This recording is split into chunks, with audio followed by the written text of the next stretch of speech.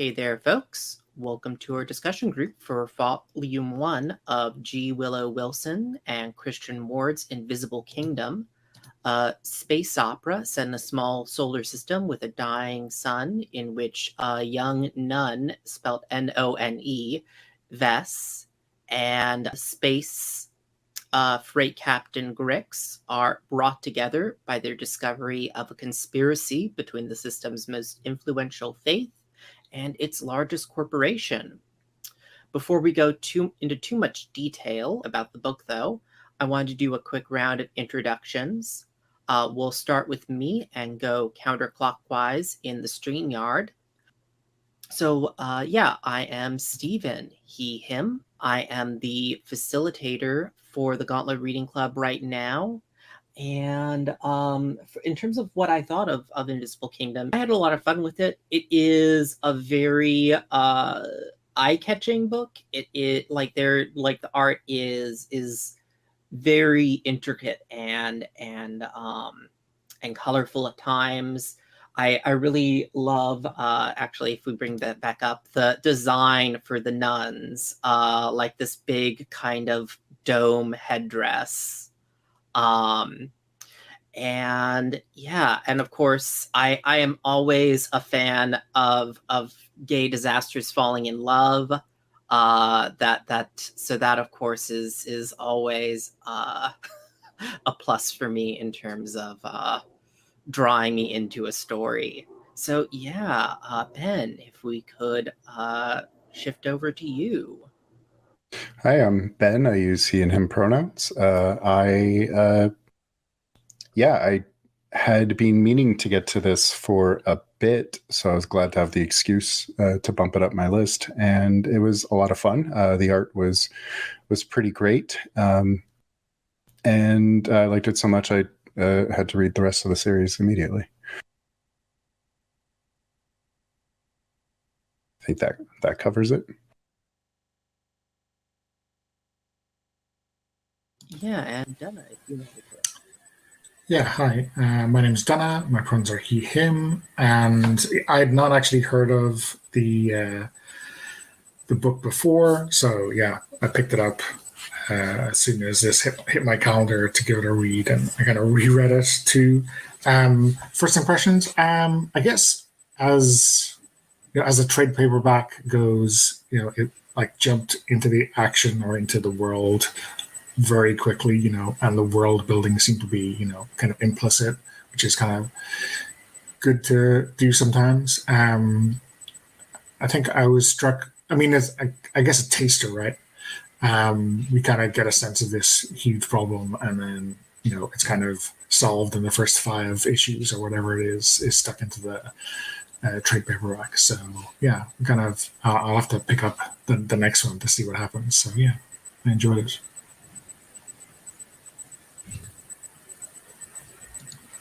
Yeah, and finally, Donna. Hi everyone, I'm Dana, pronouns she, her. I like it a lot of Invisible Kingdom. I think I read before the Miss Marvel run by J. Willow Wilson, and I loved to see how she evolved her writing. I think she is much stronger writer now, and I really like the different and the ensemble of characters. I think it was pretty good and super cool, and space opera is something I always love. So pretty much in love with the series. This discussion group is hosted through the Gauntlet.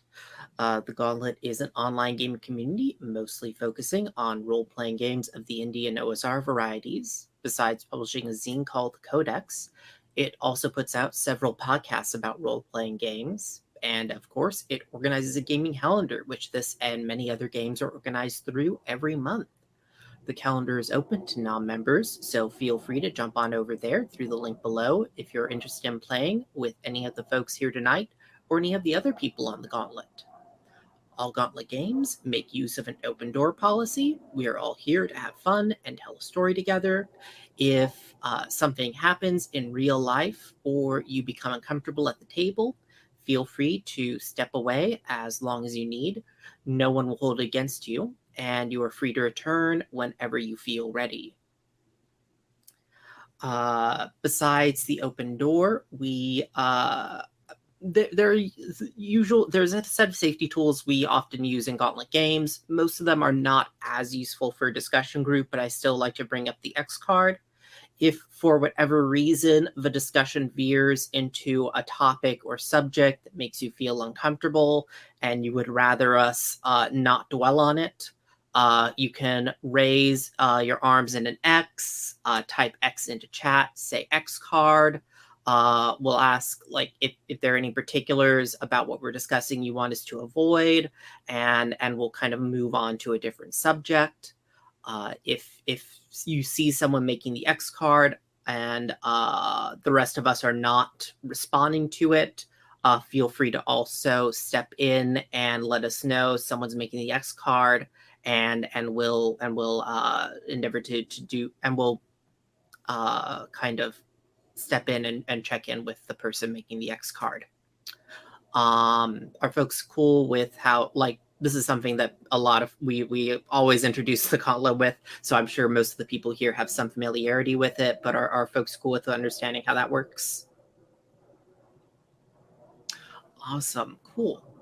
So yeah, with our kind of opening spiel wrapped up, I wanted to dive into some of the discussion of stuff here of the book. So one of the things, Donna brought up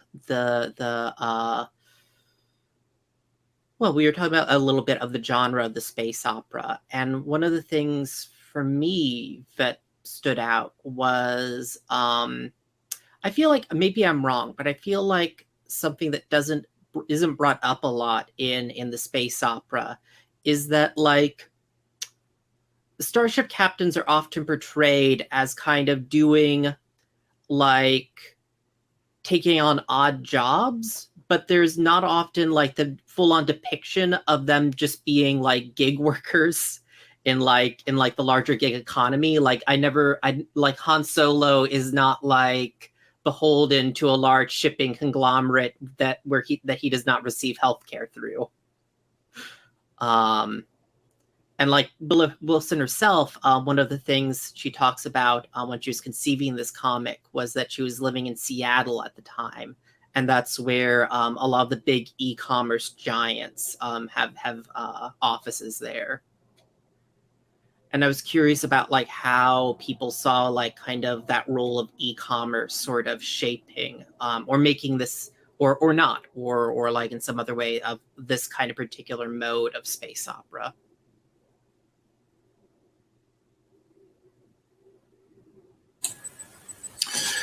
I mean, for me, it was quite interesting. The first place my mind went when I noticed this was actually hashtag I hunt, the Fate monster hunting game, because it's so rare, I think, in any kind of genre to kind of to have that really modern, capitalism sucks, but in every way possible kind of approach. So yeah, I mean, and like you said, like in any of those other space opera, flying by the seat of your pants, ship captains working odd jobs, they're always like freelancers, like in the kind of maybe original sense, right, where they're just doing jobs for people and going from one to the other. They're never, like you said, beholden to this giant corporation, which is screwing them out of everything. So yeah, I think, I'm not sure I've seen that before. I'm not sure I've read enough like really current genre stuff to have noticed an absolute absence. But yeah, it was really interesting to see. I love how Lux replaces the sort of tropey evil empire in this series. Mm-hmm. Like instead of a monarchical institution or something like that, or we got just capitalism. Like, this is bad enough. And it was pretty like heartbreaking to see some of these characters making like some really hard choices when choosing about like, this is gonna compromise my economic survival, but also is the right choice. And I think that makes it so much more relatable to us and so much more like important and talking about some actual issues and not just the fantasy of the space opera and the different scenario. And I like it a lot.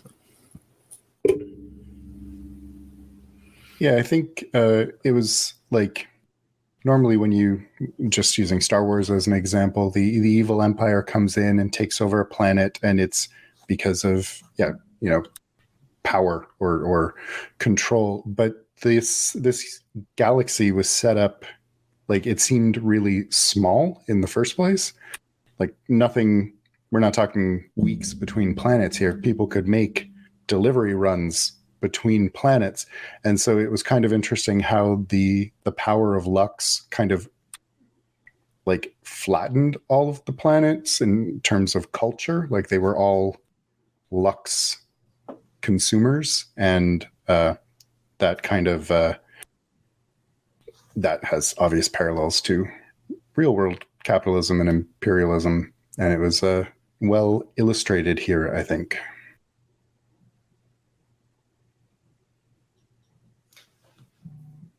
Oh yeah,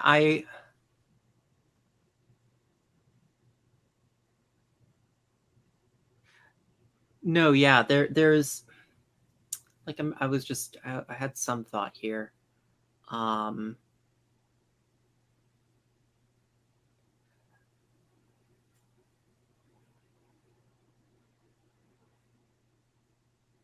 Like, there's definitely like, I was just thinking that Donna, you brought up the kind of making the choice between economic survival and what's right, and I was actually thinking like, oh yes, that is like, Donna brought up I Hunt, and I feel like that's also sort of the one of like the core like reasons in I Hunt, like this setup, like why you can never actually get ahead in I Hunt. Like, because like you find out that the vampire you're hunting is just is not actually done anything or something like that. I don't know. I mean, I think one of the interesting parts that I noticed kind of in the middle of the book is that, there's kind of talk about making a virtue out of being complicit, right? In the, you're being like a good captain or a good worker for Lux or a good member of your religion by like doing the things that maybe you don't feel good about, but it's part of a greater picture or whatever it is. The two different kind of factions maybe sell it a little bit differently, but it's your kind of sense of responsibility is like what's like driving you to not be a good person. So it's kind of like a double-edged sword.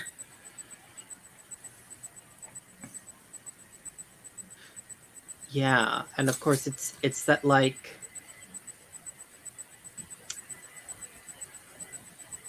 when the other option is in the case of like Grix, for example, having like the last of your family like taken away from you, what exactly is the alternative to being a kind of good collaborator?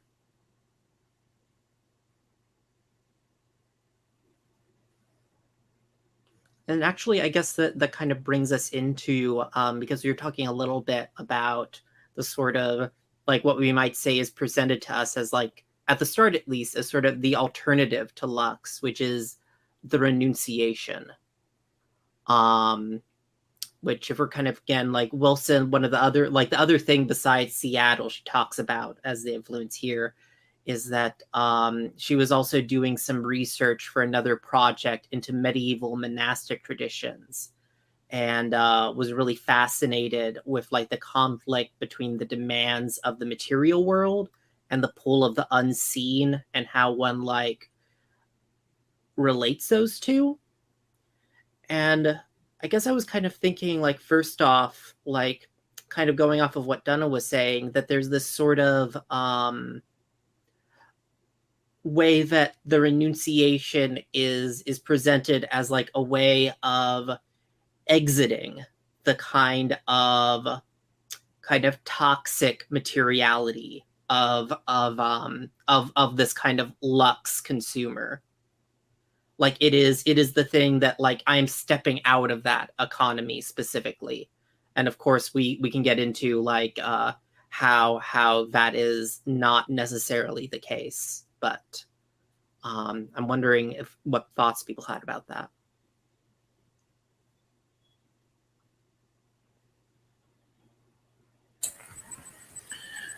The only kind of thought I had like during that, when the kind of link between the Lux and the renunciation became clear, was the way the kind of cooperation between those two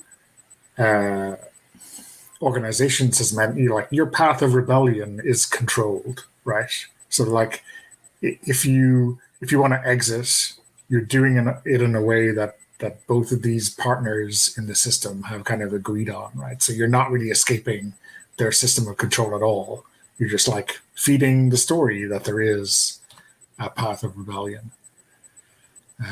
So yeah, it was kind of the ultimate kind of cynical power play, to like a branding of rebellion, if we can make it like that.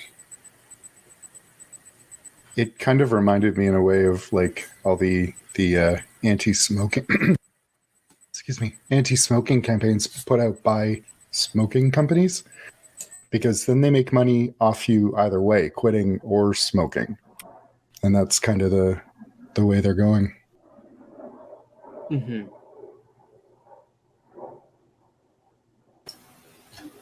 I like the renunciation.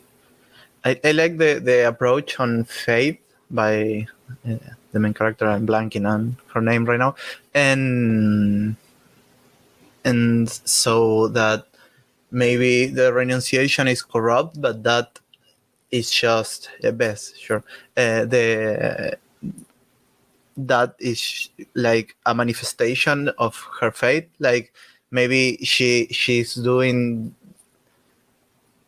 She's like putting herself against the religion, but doing so because of her faith. And I think that's pretty interesting, knowing the religious background of the writer, and I think that's like an interesting narrative, and like how different like how different characters in the story have different motivations. And I think this is a lot about faith, and like how the renunciation tries to cop out her faith and make her do things that she doesn't agree with, and that's another way in like the system makes it force you through these choices, like the economic manipulation, it's one, and also they manipulate your faith, your belief. And I think that was a pretty major theme in the story, and I love it.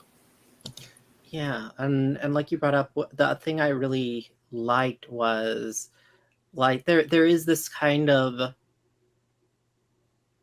like, what does it mean to keep having faith even when you keep being like disappointed by it? Because I feel like that's something that kind of keeps coming up in the story, where like at least for the first volume, like it's not just sort of the faith in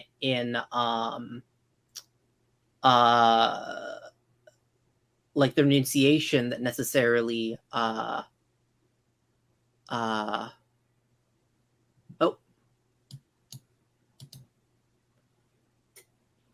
we just got Chet in. But it looks like he's saying that he's going to be working on that for a bit.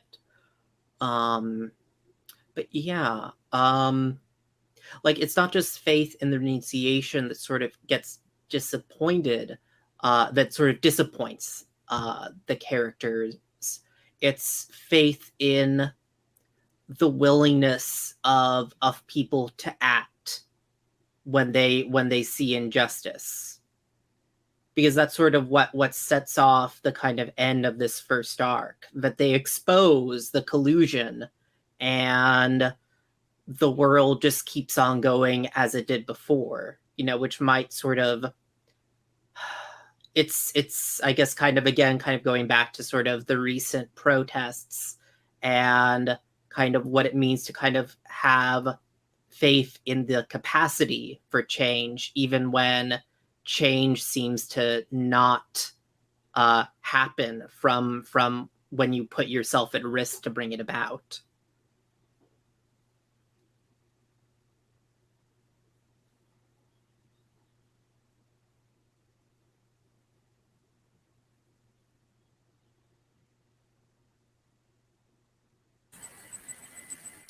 Yeah, I think for me, that kind of last segment where they kind of decide to go off by themselves because there's nowhere or no one who's going to support them.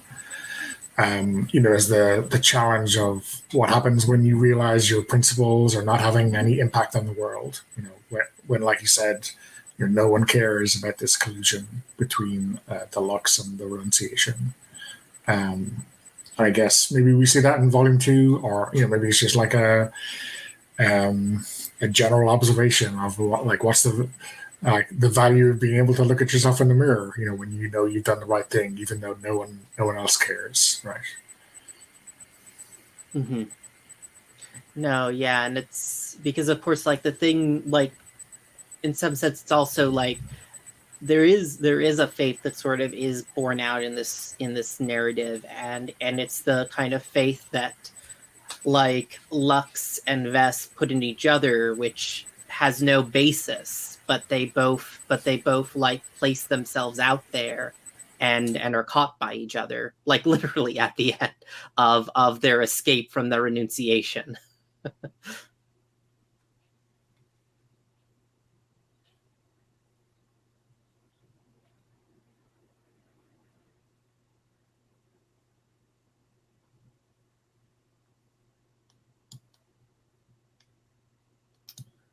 It's no problem, Ben.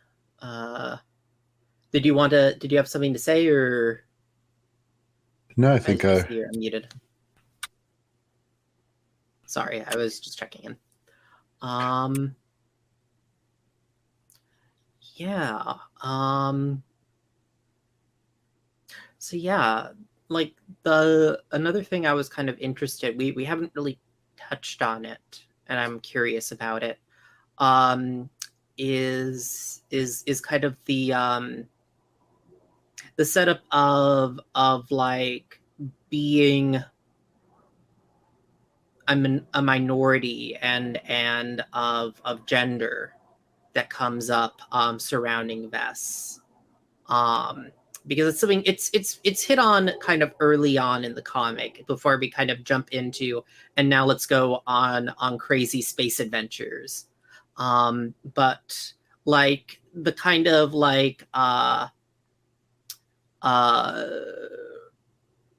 the way that this whole kind of gender dynamic surrounding Vess as like a down in her society, and so like being like that it's her duty to reproduce for her society, and the way that she's also sort of then othered when she actually decides to leave and kind of travel to join the renunciation.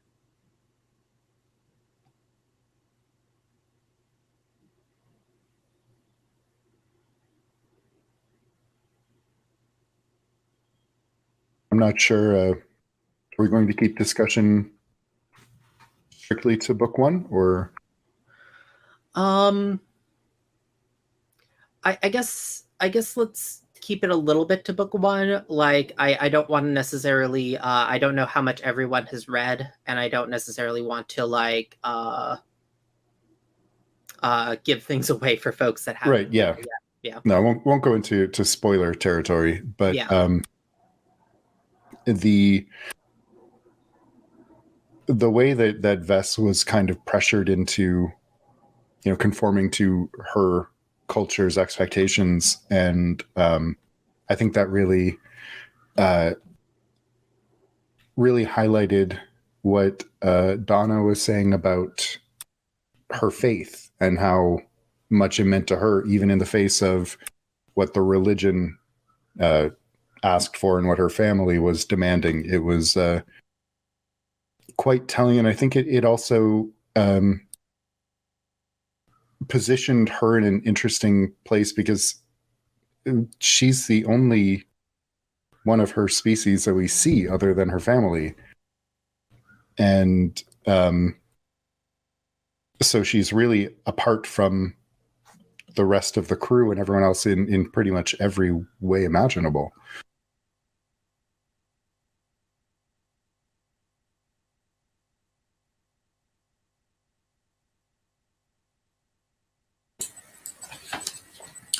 I mean, I think for me, right, there's a lot of different factors in the mix here. Like there's so many species with backgrounds that we don't really have a sense of, and there's I'm not quite sure where I am in understanding what we're supposed to take from the little slice of Vesta's life that we do get shown.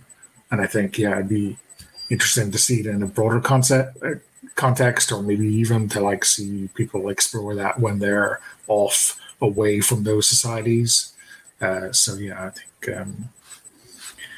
I guess it's an interesting, and maybe this kind of loops back into the lack of world building. Like obviously there is like all of this kind of stuff that's put in the very first few scenes with Vess, but it's hard to know exactly how to place that in a context that's kind of real world analogs. So yeah, I'm kind of unsure about it all. I was thinking before that, finishing the theme, the previous theme, and I like it. I'm trying to remember where book one ends because I read the whole thing, and and I like this like idea of Bess trying to rebel against the gender roles in her society, and doing so like making herself so that she has to conform to some other role in some other society, or in this case an institution, and I think that's interesting, like how it creates some kind of parallel between like gender roles and a place that someone has in an institution, like a organized religion or an enterprise, like all these forms of control and conformity that characters had to go through in order to like find themselves or try to understand who they are. And I think that it's like a big theme on the story. And No, yeah, and that definitely goes back a little bit to like Wilson when she was talking about her research about like the medieval monastic traditions, because that was definitely like when you like there's this kind of ongoing popularity of like throughout the medieval era of like going off to become a nun, because like it's a pretty like strict life, but it also is a way of like, and you don't have to like marry a man and have children if you go off and become a nun. or like it's a way of like, well, all my children are grown and I don't want to have to keep like just becoming like the grandmother in their households. I'm just going to go off and become a nun now. Like that was kind of like the escape throughout the medieval era. Yeah, and there was also, because Dana, you brought it up. It's funny because you brought up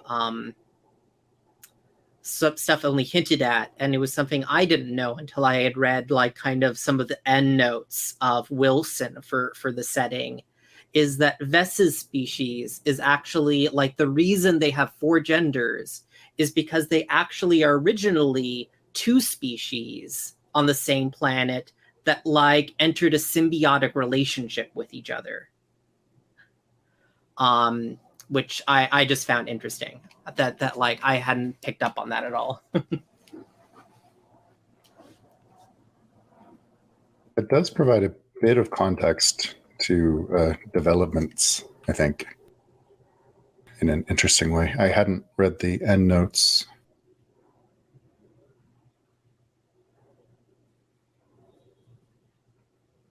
Yeah, there's a lot that's more implied than stated outright, which is, I think, a fun way to build a sci-fi universe.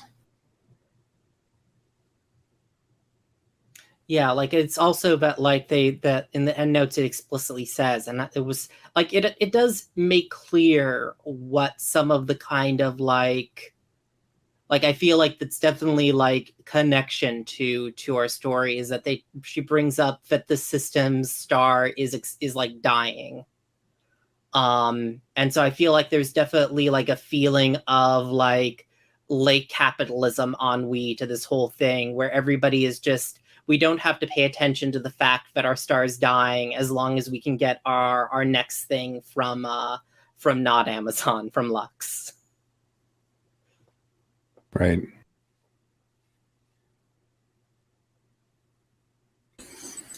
I mean, I guess it's an interesting choice of words, or the brand for the corporation. Then, right? If the sun is dying, which I hadn't realized, then it's saying your company's Lux is like essentially taking that kind of center of gravity and center of everything in the world. The source of everything, I guess, maybe. It's kind of an unsurprising, cynical marketing ploy, maybe. I like a lot of the themes of found family. Mm-hmm. Like maybe it's just like a staple of the genre when you have a crew that don't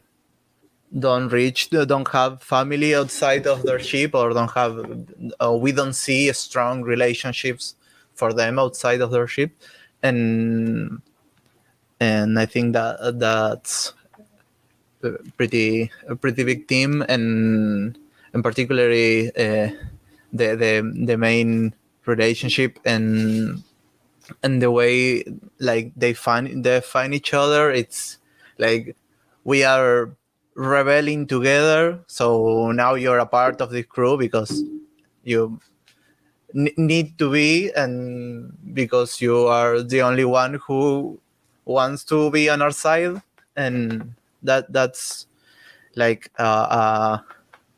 found family because of ideological reasons. Then that is a new one for me, at least. Yeah, and it's kind of interesting that like for the most part, like of the families we see, they're all pretty toxic. Both Vess's, and we also know that Grix's parents are like the reason that she is caring for her younger brother is because they're just off feeding their gambling addiction. And like Aline is like the only character that seems to have like a decent like relationship with her family members. And she's also the one that like seems to like her like is everyone constantly doubts like her commitment to this found family as a result, it seems. I mean, no one else has any other options. Exactly. Yeah, I mean, I think that was the thing that stood out to me as well, right in the middle, where we see Grix like trusting the stranger across the void of space when they have no reason to really. So it's like maybe another facet of faith, is to like trust the stranger despite all of the hazards, and maybe it's just the place Grix is at the time. But yeah, I think the family aspect is something I'd be really interested to. I guess it's maybe the most gameable aspect, right? Is to figure out why a bunch of characters have ended up together.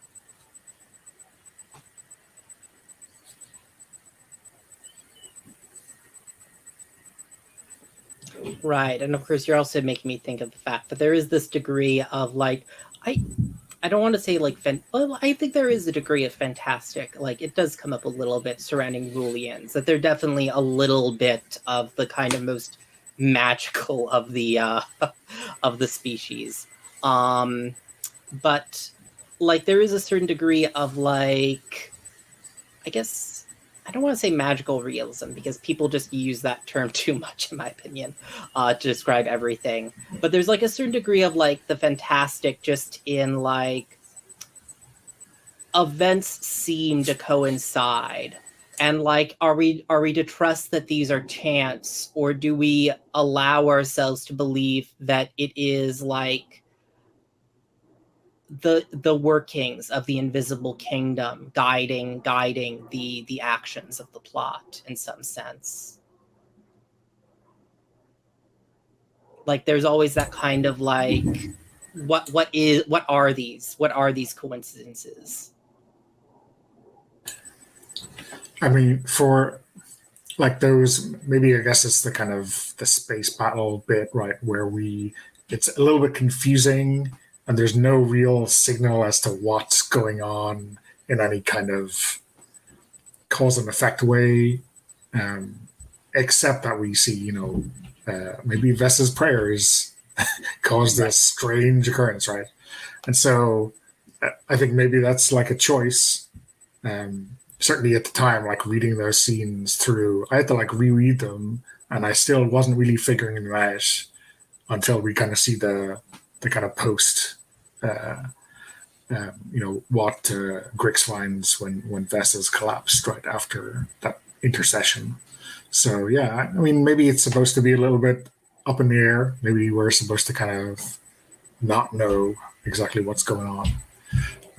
So yeah, I think I guess that's the way I interpret it, is that the mystery, we're supposed to doubt, or maybe find our own faith in terms of believing Vess. Yeah, and I was also thinking of like the fact that you have these two messages across space that just happen to intersect each other, and that's what brings them together. Like, so to a degree, and this goes back to, I think, Donna, what you were kind of talking of the found family, that like is like the kind of pathways that lead found family together. Is that the invisible kingdom? Yeah, for sure. And I think that's like a pretty interesting like take on faith and religion. Like maybe like appreciate the people you found casually in your life. That's like a very sweet take, and how something spiritual can manifest in your life. Like you can believe it that people around you and your relationships to them are some sort of miracle, or the workings of some spiritual thing. That's super cool of the book. I mean, we kind of talked about this a little bit at the start in terms of like how people act inside their organization, but I think the thing that struck me, when we start to see the parallels between the Lux and the Renunciation is, how much lies and deception are their means of keeping control, right? And some of that is maybe self-inflicted in terms of like you fooling yourself into believing you can do good as part of these organizations, but some of it is definitely planned. So yeah, I don't know how that continues. I guess now, like when we start to move into volume 2, right? They are free of their organizations, at least formally. So I don't know if that's a kind of a continuing trend or a continuing aspect of the world going on, but it was something that kind of struck me early on about the setup. Yeah, and there is that kind of like the world of things that like, if a company controls the entire world of things, like the devices we communicate through, the means that they're delivered to us, to what degree can, it's like with Twitter. Twitter produces specific, is a algorithm designed to produce specific emotional responses to encourage engagement. So, like, to what degree can we take the failure of the system to respond as an actual failure of the individuals, or is it a failure that's built into the system?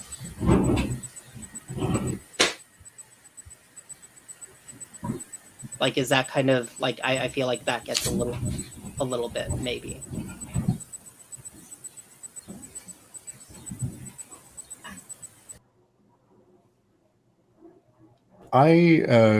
Speaking less about the writing directly and more about the art, I think it was, first off, I liked seeing a comic that was unashamed to be exceedingly bright and colorful, and not telling a goofy cartoon story with it, but telling like it is a space fantasy, but more I guess more mature in themes and topics, while still being super vibrant. I found the art in a couple instances a little mushy. Like some of the detail was elided for, I guess, a grander scale. But I also thought that it conveyed the characters really well. You really get a sense of Zether, the Karian.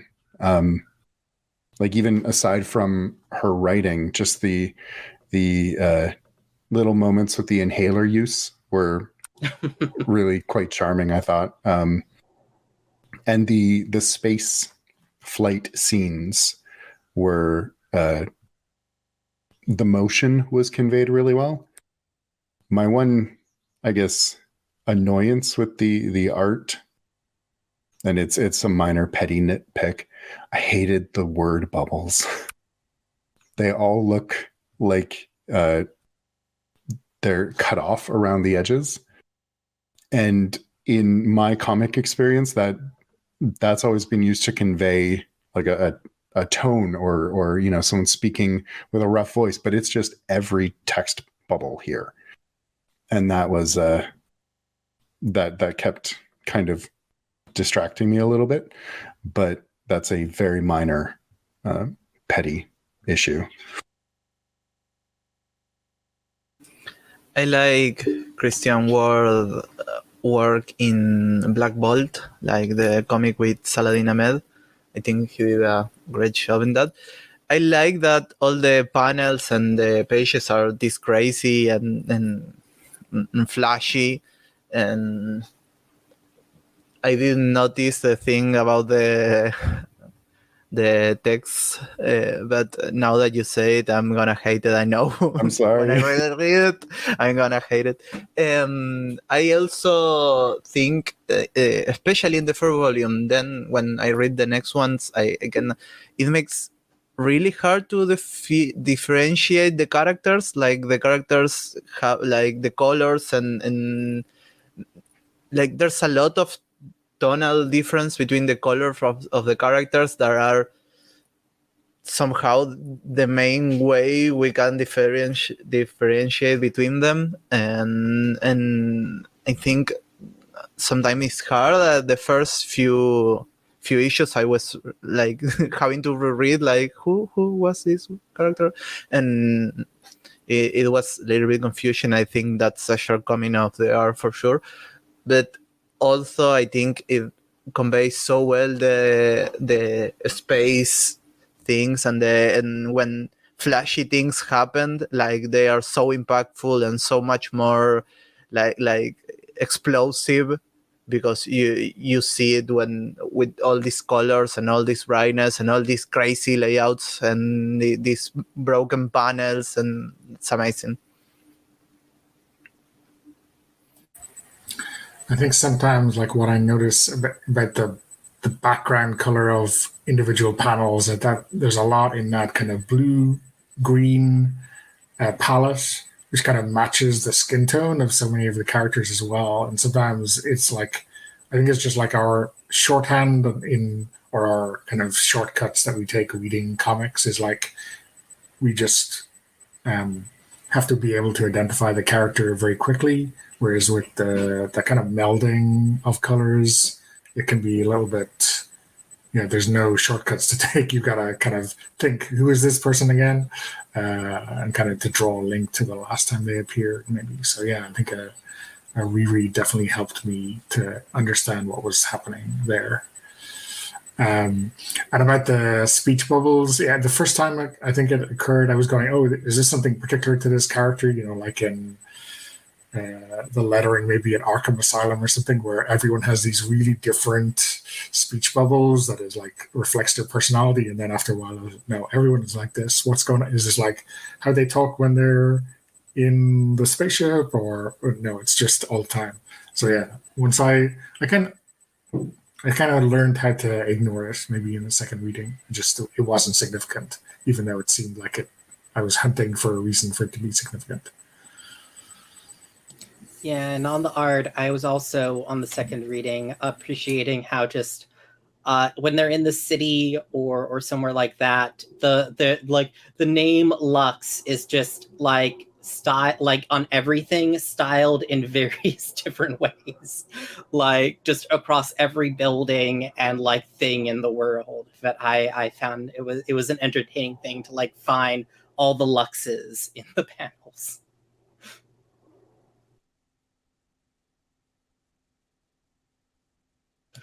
But yeah, so it sounds like we're kind of hitting the end of discussion here. So the way that, as I kind of said before we started, the way I've been structuring these discussion groups is that before we kind of just talk about like what we kind of want to bring out of the book in particular, I like to get people's thoughts about. So I've for this run scheduled Alas for the Awful Sea, which is a game that it's technically about sailing the 19th century British Isles, mostly focusing on kind of the Northern Hebrides. But I'm interested that we're going to reskin to do a kind of sci-fi story with. I'm interested though what other kind of systems or games people were thinking about, like that this game evoked for folks that they might that might be interesting to kind of emulate this setting with.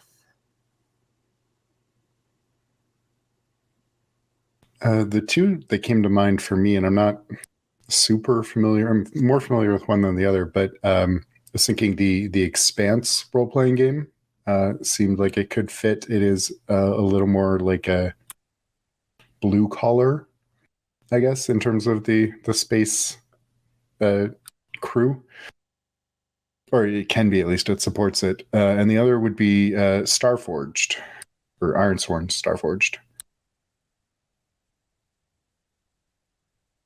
Yeah, and that one I think is, I don't know if it's gotten its public release yet. I think it has. just got its backer release. Okay. Yeah, it's on TTRPG now. Like 2 days ago, right? Like Yeah, very recently. very good. Yeah.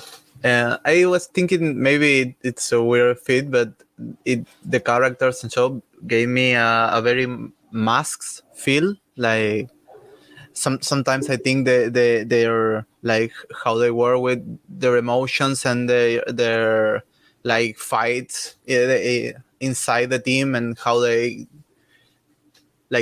end up coming together in a lot of ways. And I think, I don't know, maybe remind of all mass campaigns I have. Yeah, it definitely makes me think of, like, now that you bring it up, like it would be a good fit with the kind of pack moves from Bite marks? Bite marks, yeah, because it like sort of encouraging you to have these interpersonal scenes that you build up that pack so that you can like manage those really kind of heroic feats at the last moment. Like, I definitely feel like that's an interesting thought. I was also thinking, like, you brought it up a little bit, Donna, of kind of like that it was interesting to have kind of Lux instead of like the kind of evil as like kind of alternative to the evil empire. I was also thinking of Galactic, which is a belonging outside belonging game for a non-branded War Among the Stars.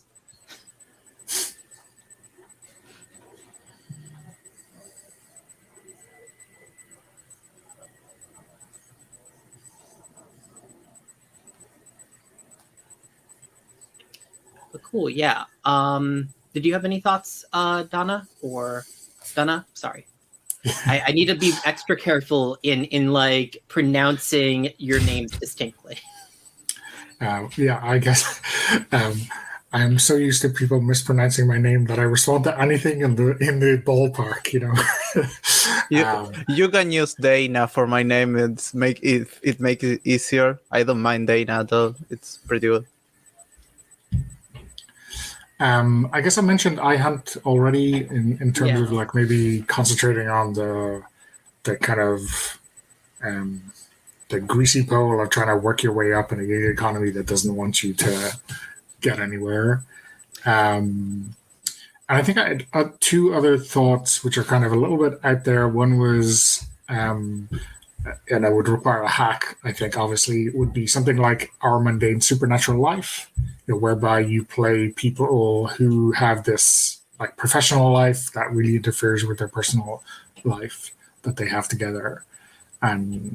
But then like work through, you know, those check boxes or those events of working and trying to maintain your relationship on the ship, and that might work, you know, with kind of outside of the background, you know, or at least the occurrences in the graphic novel. And then the other one I was trying to think of was something about, you know, working in a religion or a cult or whatever, where you kind of discover that it's not all that you thought it was. But I didn't really. I was kind of looking at a couple of systems about that, and none of them were really in the right space that I could think of. I mean, if you wanted to just play a game about like happy nuns, I think doesn't I'm forgetting their name. Who's oh god, I'm embarrassed by this, but who did like the Terry Pratchett witch game? Who's here on the Gauntlet? Bethany Harvey? Yes, Bethany Harvey, right.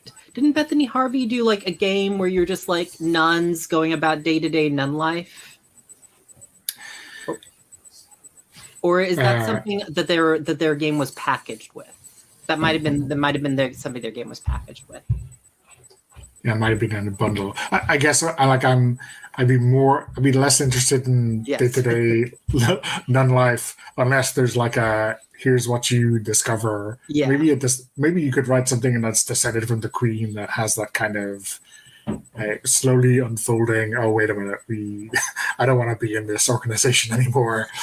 Like the way I think I have only ever seen like one game of for the Queen where the Queen ended up being like a person that everyone or most people wanted to stay by, right? So I don't know. Mm-hmm. No, yeah, that you could definitely do a for the Queen hack of where the organization is with the organization instead. Yeah, I mean there is one called Working for the Core, I think, that I have not played, but it does that for a corporation, obviously. So yeah, maybe that's something to take a look at. But yeah, with that, I kind of wanted to shift us into, and actually before we shift in there, because I did want to bring up, because you brought up iHunt, and I think that there is that cool mechanic, since it is a Fate game, so you could basically take mechanics it introduces to other Fate systems. It adds something like, I think they're called dilemmas, which I think really suits that kind of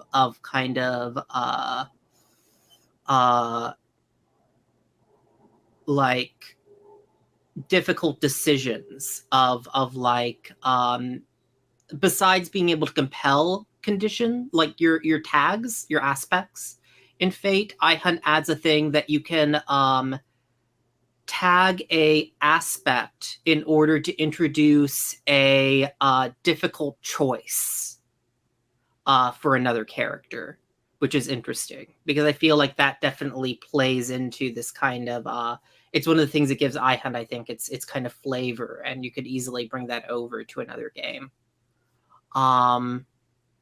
But yeah, kind of moving into things. I want to talk about now. Sometimes I would talk more specifically about how does this game work with the chosen book. But the chosen game is Alas for the Awful Sea, which I realize is one of the more obscure Powered by the Apocalypse games. So there's a fair chance that folks here don't necessarily have much experience with it. I am actually curious, how much experience do folks have here with Alas for the Awful Sea? Nil. I only skip a little on the book, like I read it a little bit. Yeah. It seemed cool, but I didn't go too deep. Yeah, and I didn't hear Donna with... Yeah, I backed it way back when, but didn't back a physical copy, and therefore, as a book on the larger scale, the PDF is basically unread. So, okay, cool.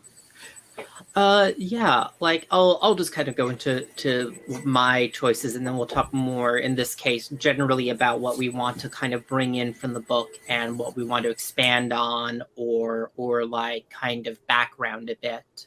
But like my interest in kind of bringing Alas for the Awful Sea was that I had the thought of doing something sci-fi with Alas for the Awful Sea, and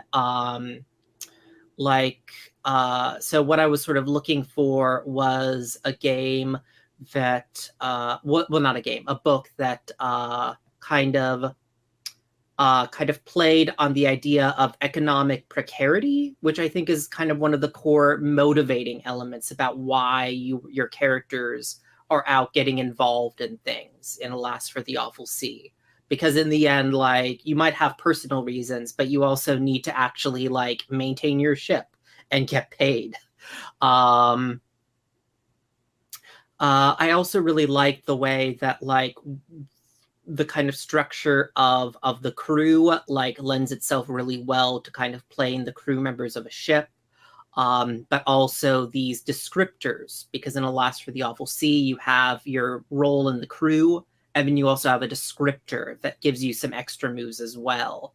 And a lot of the descriptors I felt really crossed over well with kind of some of the core themes of Invisible Kingdom. Like, you have the kinsman who like has family members scattered across the world that they're always running into. You have the lover who is driven by their true, who is like takes inspiration from their true love. And you have the believer or the faithful who sort of draws on their faith to guide them in the world. So I felt like there was a lot of cool like thematic crossover there for the descriptors. So one of the things I was kind of interested in throwing out here, like we've all read the book, so we all have the kind of baseline of what the kind of Invisible Kingdom is about. But I guess like when we're kind of drawing this into adapting it to a game, like Donna brought up a little bit of kind of the issue of found family, which was something that I think you brought it up as something that kind of would go well into a game, maybe, or maybe I'm thinking of something Donna said. But like, what are some of the kind of themes or ideas in the book that you're particularly interested in exploring in the game, and like, what are other ones that like you maybe kind of would rather like not, like you felt got too much attention in the book, or that you don't want, or that you're not as interested in exploring?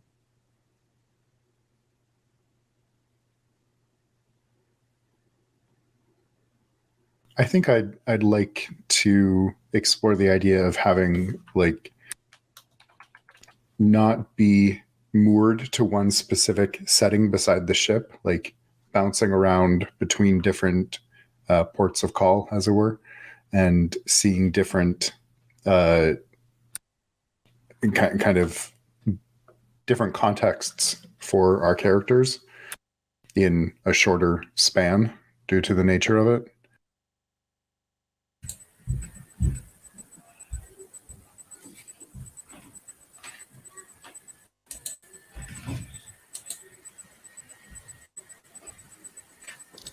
Did you have something you want to bring up, Donna?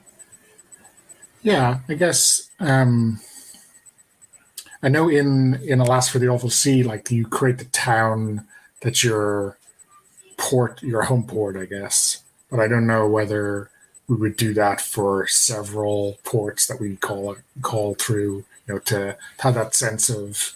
I think Ben, you mentioned previously of how kind of accessible all the planets in the system were, how you could just do a quick run between planets, and to maybe get a sense of that through creating more than one port through the system. And I guess that's something that's not really, we see a little bit of it, it's kind of hinted at, right, but it's not really part of the book, so it'd be interesting to play on that. Mm-hmm.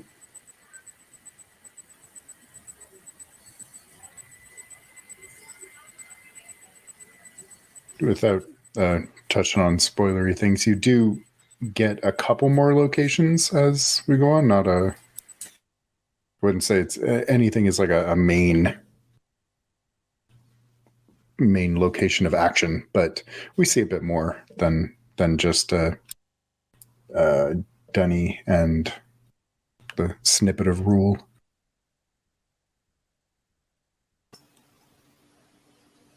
To me, what I like about the themes and adapting to a campaign is the crew of outcast going like and like being like rejected from society in a lot of ways and founding each other, that fan family I was talking about.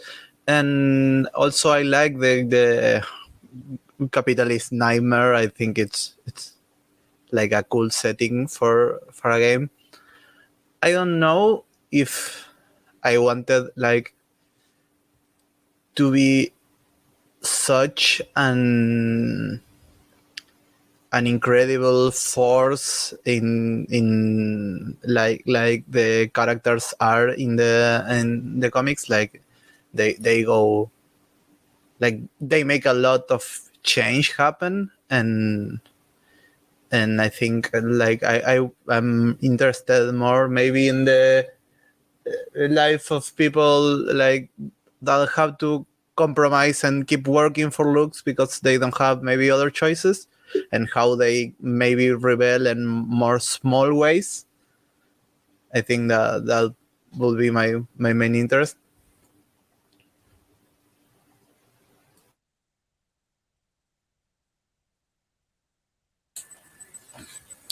yeah, I mean, I think it'd be more interesting to see, for me, a crew kind of working at it, and maybe starting down the road of kind of figuring out that, you know, that Lux or whoever isn't everything that they thought it was. But, you know, I think, yeah, I think I'm on the same page in terms of I don't want to break the world or be in the middle of breaking the world. I'm kind of more interested in seeing like a slice of life game, if that makes sense.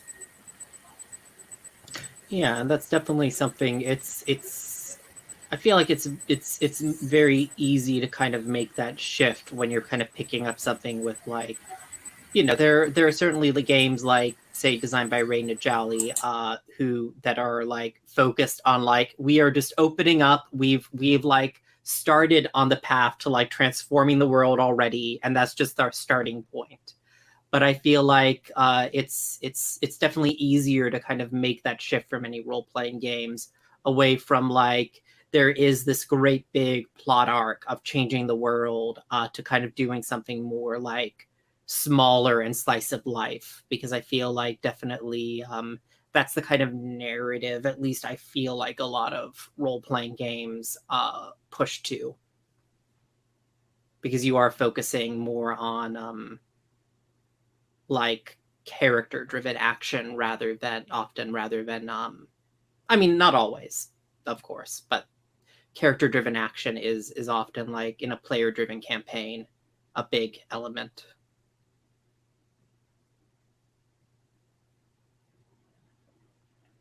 It looked like you had something to a thought, Ben. No, nothing concrete.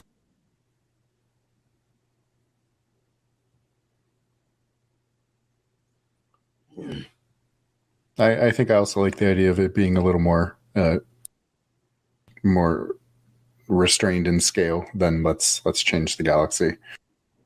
Yeah, and I also feel like the kind of setting sets us up well for that, because we kind of have the big brush strokes of what this system looks like.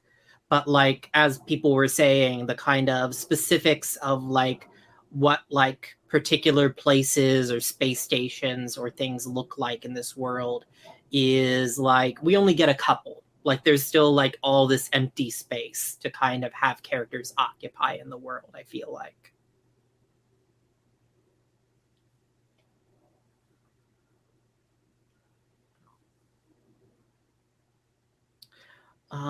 But yeah, I think that this is sort of brings us to a good point to kind of close things out, unless anyone had any closing thoughts that they wanted to throw out here.